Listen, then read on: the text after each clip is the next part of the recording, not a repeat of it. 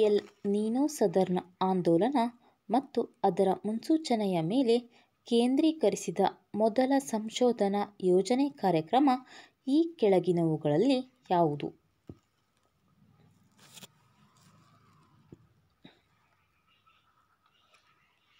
ಸರಿಯಾದ ಉತ್ತರ option A ಹವಾಮಾನ ವ್ಯತ್ಯಾಸ ಮತ್ತು ಮುನ್ಸೂಚನೆ. ಈ ಕೆಳಗಿನ ಯಾವ ಸಚಿವಾಲಯವು ರಾಷ್ಟ್ರೀಯ ನದಿ ಸಂರಕ್ಷಣಾ ನಿರ್ದೇಶನಾಲಯದ ಕಾರ್ಯಗಳನ್ನು ಮೇಲ್ವಿಚಾರಣೆ ಮಾಡಿದೆ? ಆಪ್ಷನ್ಸ್: ಕೃಷಿ ಸಚಿವಾಲಯ, ಪರಿಸರ ಮತ್ತು ಅರಣ್ಯ ಸಚಿವಾಲಯ, ವಿಜ್ಞಾನ ಮತ್ತು ತಂತ್ರಜ್ಞಾನ ಸಚಿವಾಲಯ, ಜಲಸಂಪನ್ಮೂಲ ಸಚಿವಾಲಯ. ಸರಿಯಾದ ಉತ್ತರ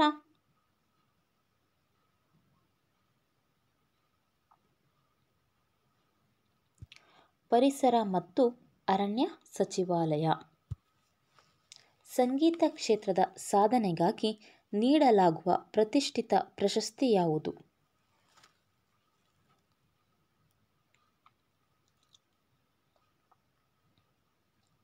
ಸಂಗೀತ ಕ್ಷೇತ್ರದ ಸಾಧನೆಗಾಗಿ ಗ್ರಾಮಿ ಪ್ರಶಸ್ತಿಯನ್ನು ನೀಡಲಾಗುವುದು.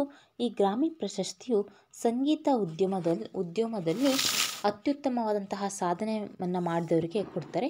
ಈ ಪ್ರಶಸ್ತಿಯು ಮೊದಲು ಮೇ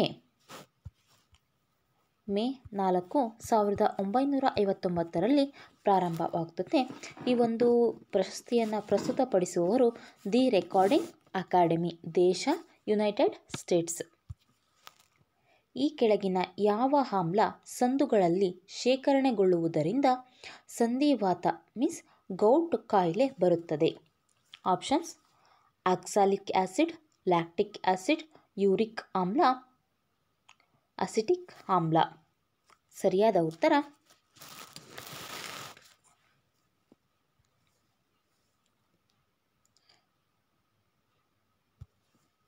ಯೂರಿಕ್ ಆಮ್ಲ.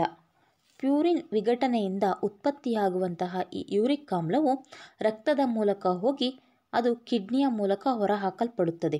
ಮೂತ್ರ ವಿಸರ್ಜನೆ ಮಾಡಿದಾಗ ಯೂರಿಕ್ ಆಮ್ಲವು ದೇಹದಿಂದ ಹೊರಹೋಗುತ್ತದೆ.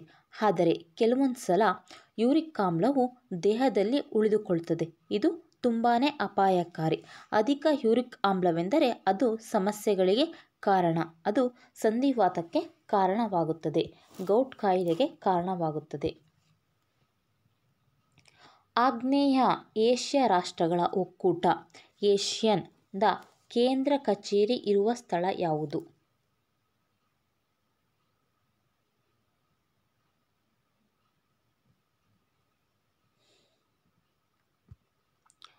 ಜಕಾರ್ತದಲ್ಲಿ ಏಷಿಯನ್ ಕೇಂದ್ರ ಕಚೇರಿ ಇದೆ. Associations of south East Asian Nations ಎಂಬುದು ಏಷ್ಯನ್ನ ಒಂದು ವಿಸ್ತೃತ ರೂಪ. ಸ್ಥಾಪನೆಯಾಗಿದ್ದು ಆಗಸ್ಟ್ 8, 1967ರಲ್ಲಿ ಥೈಲ್ಯಾಂಡ್ನಲ್ಲಿ. ಸದಸ್ಯರ ಸಂಖ್ಯೆ ಇರುವುದು 10. ಇದರ ಗುರಿ ಏನು? One vision, one identity, one community. ಇದರ ಕೇಂದ್ರ ಕಚೇರಿ ಇರುವುದು ಇಂಡೋನೇಷ್ಯಾದ ಜಕಾರ್ತದಲ್ಲಿ. ಭಾರತದ ರಾಜಧಾನಿಯನ್ನು ಕೋಲ್ಕತ್ತಾದಿಂದ ದೆಹಲಿಗೆ ವರ್ಗಾಯಿಸಿದ ಸಂದರ್ಭದಲ್ಲಿ ಗವರ್ನರ್ ಜನರಲ್ ಆಗಿದ್ದವರು ಯಾರು?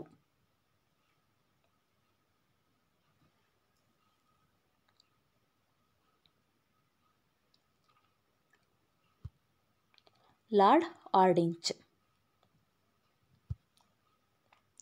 ಕಲ್ಲಿದ್ದಲು ಈ ಕೆಳಗಿನ ಯಾವ ಶಿಲೆಗಳಲ್ಲಿ ದೊರೆಯುತ್ತದೆ?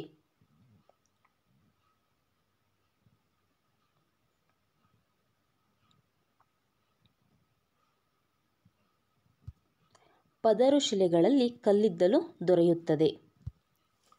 ಒಂದು ವಸ್ತುವಿನ ರಾಶಿ ಮತ್ತು ವೇಗದ ಗುಣಲಬ್ಧವೇ? ಆಪ್ಷನ್ಸ್: ವೇಗೋತ್ಕರ್ಷ, ಸಂವೇಗ, ತೂಕ, ಜವ. ಸರಿಯಾದ ಉತ್ತರ ಒಂದು ವಸ್ತುವಿನ ರಾಶಿ ಮತ್ತು ವೇಗದ ಗುಣಲಬ್ಧವೇ ಸಂವೇಗ. ಸಂವೇಗ ಎಂದರೆ ಸೆನ್ಸೇಷನ್. ವ್ಯಕ್ತಿಯೊಬ್ಬನು ಈಜುತ್ತಿರುವಾಗ ನೀರನ್ನು ಹಿಂದಕ್ಕೆ ತಳ್ಳುತ್ತಾನೆ. ಅದೇ ಸಮಯದಲ್ಲಿ ನೀರು ಸಮ ಪ್ರತಿಕ್ರಿಯೆಯನ್ನು ಒಂದು ವಿರುದ್ಧ ದಿಕ್ಕಿನಲ್ಲಿ ಪ್ರಯೋಗಿಸುವುದರಿಂದ ವ್ಯಕ್ತಿಯು ಮುಂದೆ ಸಾಗುತ್ತಾನೆ.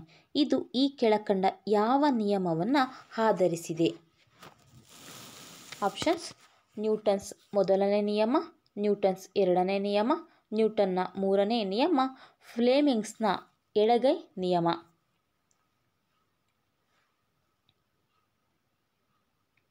ಸರಿಯಾದ ಉತ್ತರ ನ್ಯೂಟನ್ಸ್ನ ಮೂರನೇ ನಿಯಮ. ನ್ಯೂಟನ್ಸ್ನ ಮೂರನೇ ನಿಯಮ ಏನು ಹೇಳುತ್ತೆ ಅಂದರೆ, ಪ್ರತಿಯೊಂದು ಕ್ರಿಯೆಗೂ ಒಂದು ಸಮ ಮತ್ತು ವಿರುದ್ಧ ಪ್ರತಿಕ್ರಿಯೆ ಇರುತ್ತದೆ. ರೇಡಿಯೋ ಪ್ರೇಷಕದ ಭಾಗಗಳಲ್ಲಿ ಪ್ರಮುಖವಾದ ಟ್ರಾನ್ಸ್ಡ್ಯೂಸರ್ನ ಕಾರ್ಯ ಇದಾಗಿದೆ.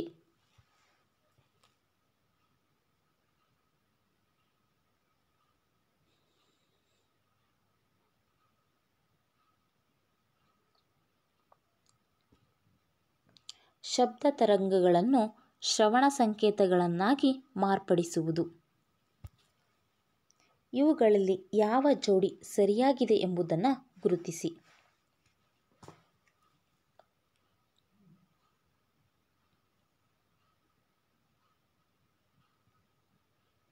ಸರಿಯಾದ ಉತ್ತರ ಆಪ್ಷನ್ 4, ಎಲ್ಲವೂ ಸರಿ. ಇಲ್ಲಿ SI ಯೂನಿಟ್ ಆಫ್ ಫೋರ್ಸ್, ಬಲ ಅಂದರೆ force. SI unit of the force is Newton.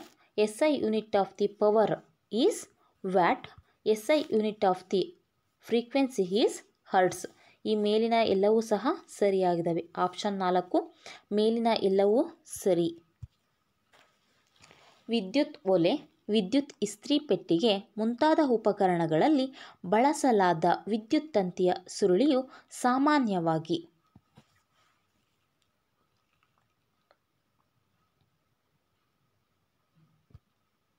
ಸಾಮಾನ್ಯವಾಗಿ ಹೆಚ್ಚು ಪ್ರತಿರೋಧವನ್ನು ಹೊಂದಿರುತ್ತದೆ.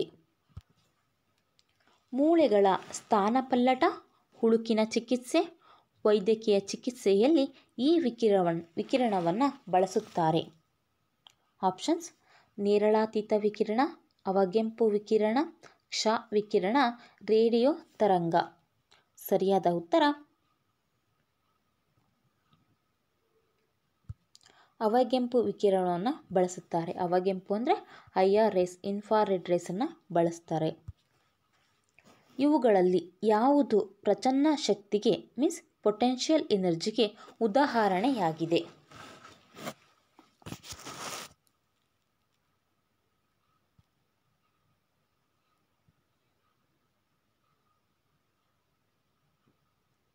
ಪೊಟೆನ್ಷಿಯಲ್ ಎನರ್ಜಿಗೆ ಎಕ್ಸಾಂಪಲ್ ಡ್ಯಾಮ್ನಲ್ಲಿ ಸಂಗ್ರಹಿಸಿಟ್ಟ ನೀರು.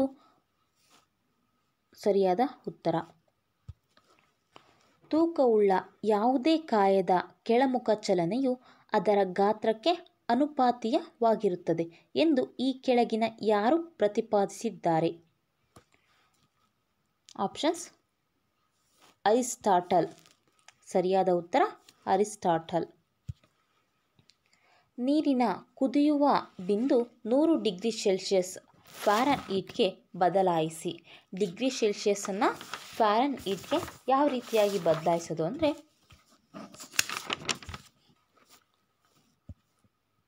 Dash degree Celsius into 9 divided by 5 plus 32. 100 degree Celsius into 9 divided by 5 plus 32 is equal to 212 Fahrenheit. ಸರಿಯಾದ ಉತ್ತರ 212 Fahrenheit. ಮಂಜುಗಡ್ಡೆಯ ಮೇಲೆ ಮರದ ಹೊಟ್ಟನ್ನು ಹರಡಲು ಪ್ರಮುಖ ಕಾರಣ ಇದಾಗಿದೆ.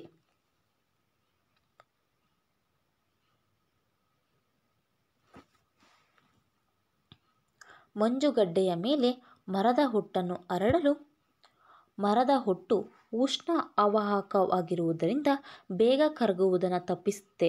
ಹಾಗಾಗಿ ಈ ಮಂಜುಗಡ್ಡೆಯ ಮೇಲೆ ಮರದ ಹೊಟ್ಟನ್ನು ಹರಡ್ತಾರೆ. ಲೋಹಗಳ ಪ್ರಮುಖವಾದಂತಹ ಗುಣಲಕ್ಷಣ ಯಾವುದು? ಗುಣಲಕ್ಷಣ ಇದಾಗಿದೆ.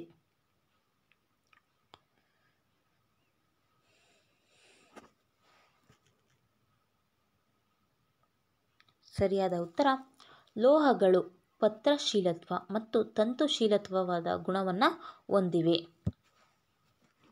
ಬಟ್ಟೆ ತೊಳೆಯುವ ಸಾಬೂನಿನ ತಯಾರಿಕೆಯಲ್ಲಿ ಇದನ್ನು ಬಳಸುತ್ತಾರೆ.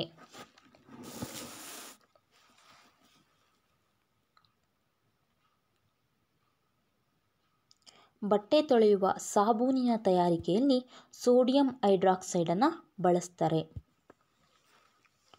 ಕೆಲವು ಘನ ವಸ್ತುಗಳನ್ನು ಕಾಯಿಸಿದಾಗ ದ್ರವ ಸ್ಥಿತಿಗೆ ಬಾರದೆ ನೇರವಾಗಿ ಅನಿಲ ರೂಪಕ್ಕೆ ಬರುತ್ತದೆ. ನಂತರ ತಂಪುಗೊಳಿಸುವುದರಿಂದ ಮತ್ತೆ ಘನ ಸ್ಥಿತಿಗೆ ಬರುವ ವಸ್ತುವಿಗೆ ಉದಾಹರಣೆಯಾಗಿದೆ. ಆಪ್ಷನ್ಸ್: ಉಪ್ಪು, ಬೆಲ್ಲ, ಸಕ್ಕರೆ, ಕರ್ಪೂರ.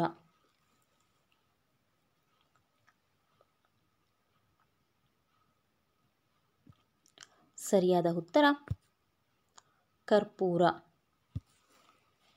ಜೀವಕೋಶದ ಕಣದಂಗಗಳು ಮತ್ತು ಅವುಗಳ ಸಂಶೋಧಕರಿಗೆ ಸಂಬಂಧಿಸಿದಂತೆ ಯಾವ ಜೋಡಿ ತಪ್ಪಾಗಿದೆ ಎಂಬುದನ್ನು ಗುರುತಿಸಿ. ಆಪ್ಷನ್ಸ್: ಕೋಶ ಕೇಂದ್ರ ರಾಬರ್ಟ್ ಬ್ರೌನ್, ಮೈಟೊಕಾಂಡ್ರಿಯಾ ಕೋಲಿಕರ್, ಗಾಲ್ಗಿ ಸಂಕೀರ್ಣ ವ್ಯಾನ್ ಬೆನೆಡನ್, ಲೈಸೋಸೋಮ್ ಕ್ರಿಶ್ಚಿಯನ್ ಡುವೆ.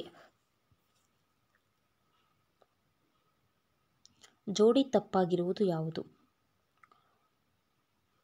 ಜೋಡಿ ತಪ್ಪಾಗಿರುವುದು ಗಾಲ್ಗಿ ಸಂಕೀರ್ಣ ವ್ಯಾನ್ ಬೆನೆಡನ್ ಅಲ್ಲ, ಗಾಲ್ಗಿ ಸಂಕೀರ್ಣ ಕೆಮಿಲೋ ಗಾಲ್ಗಿ. ಶಿಲೀಂಧ್ರಗಳಿಂದ ಉಂಟಾಗುವ ರೋಗಗಳಿಗೆ ಈ ಹೆಸರಿದೆ. Options: pyrosis, thrombosis, symbiosis, mycosis. ಸರಿಯಾದ ಉತ್ತರ ಶಿಲೀಂಧ್ರಗಳಿಂದ ಉಂಟಾಗುವ ರೋಗಗಳಿಗೆ ಮೈಕೋಸಿಸ್ ಎಂಬಂತಹ ಹೆಸರಿದೆ. ಈ ಮೈಕೋಸಿಸ್ ಒಂದು ಸಾಂಕ್ರಾಮಿಕ ರೋಗ ಉಂಟಾಗುವಂತಹ ರೋಗಕಾರಕ ಶಿಲೀಂಧ್ರ. ಮನುಷ್ಯರು ಮತ್ತು ಪ್ರಾಣಿಗಳಲ್ಲಿ ಮೈಕೋಸ್ಗಳು ಸಾಮಾನ್ಯವಾಗಿವೆ ಮತ್ತು ವಿವಿಧ ಪರಿಸರದಲ್ಲಿ ಮತ್ತು ಶಾರೀರಿಕ ಪರಿಸ್ಥಿತಿಗಳು ಶಿಲೀಂಧ್ರ ರೋಗಗಳ ಬೆಳವಣಿಗೆಗೆ ಕಾರಣವಾಗಬಹುದು.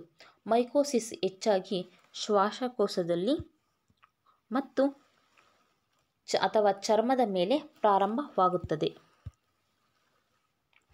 ಉತ್ತರ ಮೇರೂರು ಶಾಸನವನ್ನು ಹೊರಡಿಸಿದ ಚೋಳ ಅರಸ ಯಾರು?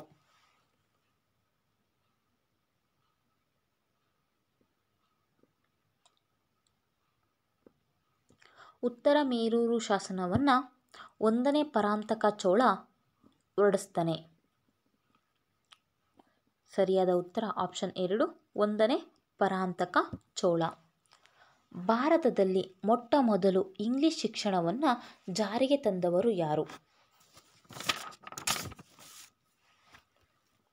Options: lord canning, lord Curzon, lord William Bentinck, lord Lytton.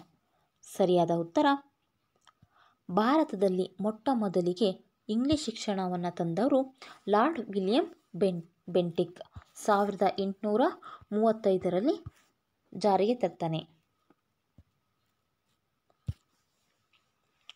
3ನೇ ಆಂಗ್ಲೋ ಮೈಸೂರು ಯುದ್ಧದ ಸಂದರ್ಭದಲ್ಲಿ ಭಾರತದ ಗವರ್ನರ್ ಜನರಲ್ ಆಗಿದ್ದವರು ಯಾರು?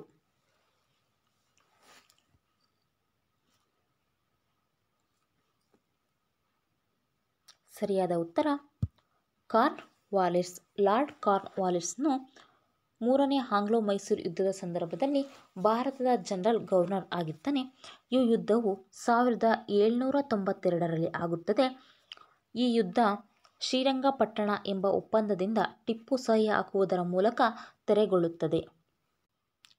ಬೆಸ್ಸೆನ್ ಒಪ್ಪಂದಕ್ಕೆ ಸಹಿ ಹಾಕುವ ಮೂಲಕ ಸಹಾಯಕ ಸೈನ್ಯ ಪದ್ಧತಿಯನ್ನು ಒಪ್ಪಿದ ಪೇಶ್ವೆ ಯಾರು? ಆಪ್ಷನ್ಸ್: 2ನೇ ಬಾಜಿರಾವ್, 1ನೇ ಬಾಜಿರಾವ್, ಮಾಧವರಾವ್, ನಾರಾಯಣ ರಾವ್. ಸರಿಯಾದ ಉತ್ತರವನ್ನು ಕಮೆಂಟ್ ಬಾಕ್ಸ್ನಲ್ಲಿ ತಿಳಿಸಿ. ಇದೇ ರೀತಿಯ ಹೊಸ ವಿಡಿಯೋಗಳಿಗಾಗಿ ನಮ್ಮ ಯೂಟ್ಯೂಬ್ ಚಾನಲ್ಗೆ ಸಬ್ಸ್ಕ್ರೈಬ್ ಆಗಿ ಮತ್ತು ಪಕ್ಕದಲ್ಲಿರುವ ಬೆಲ್ ಐಕಾನ್ ಮೇಲೆ ಕ್ಲಿಕ್ ಮಾಡಿ.